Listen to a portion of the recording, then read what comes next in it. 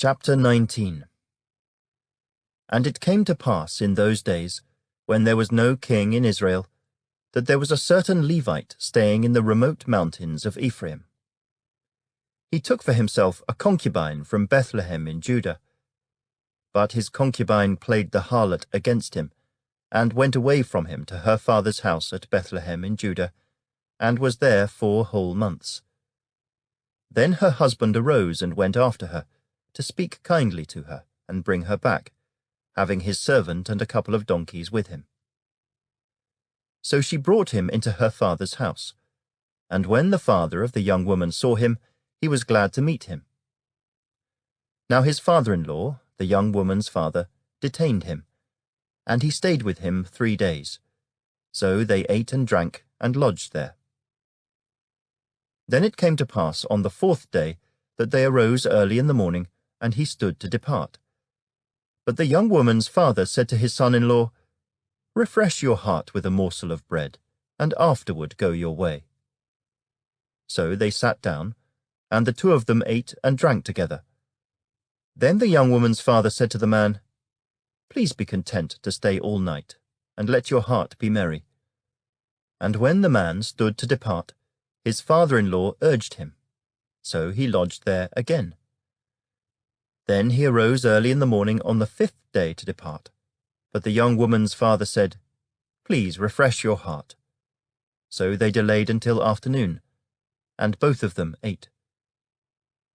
And when the man stood to depart, he and his concubine and his servant, his father-in-law, the young woman's father, said to him, "Look, the day is now drawing toward evening.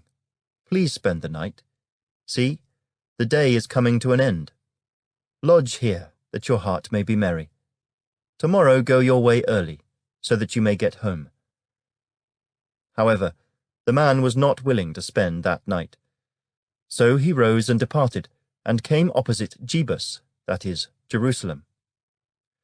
With him were the 2 saddled donkeys. His concubine was also with him.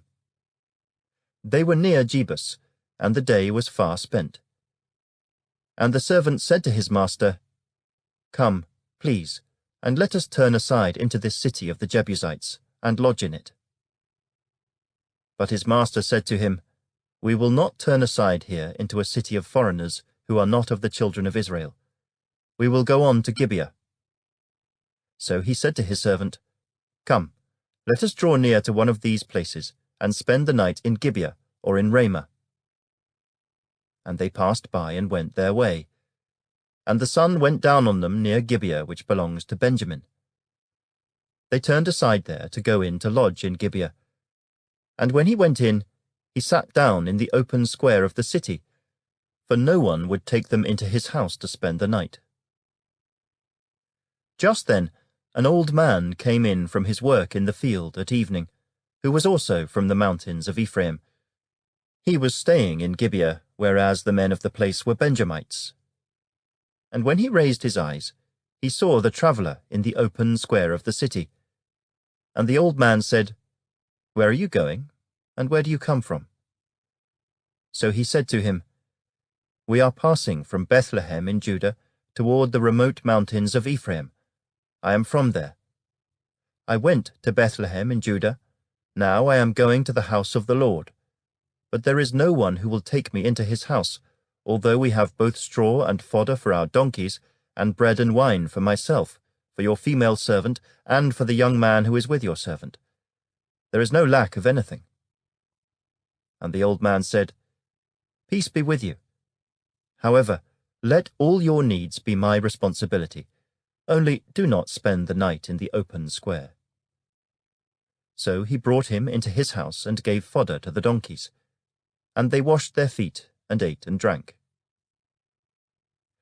As they were enjoying themselves, suddenly certain men of the city, perverted men, surrounded the house and beat on the door.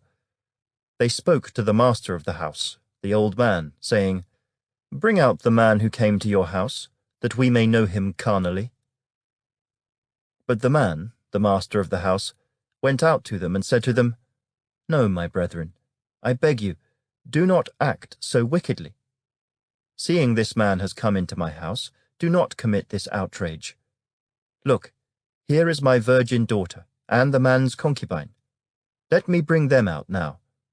Humble them, and do with them as you please, but to this man do not do such a vile thing." But the men would not heed him. So the man took his concubine and brought her out to them. And they knew her, and abused her all night until morning. And when the day began to break, they let her go. Then the woman came as the day was dawning, and fell down at the door of the man's house, where her master was, till it was light. When her master arose in the morning, and opened the doors of the house, and went out to go his way, there was his concubine, fallen at the door of the house, with her hands on the threshold. And he said to her, "Get up, and let us be going." But there was no answer. So the man lifted her onto the donkey, and the man got up and went to his place. When he entered his house, he took a knife, laid hold of his concubine, and divided her into 12 pieces, limb by limb, and sent her throughout all the territory of Israel. And so it was that all who saw it said, "No such deed has been done or seen from the day that the children of Israel came up from the land of Egypt until this day. Consider it, confer, and speak up.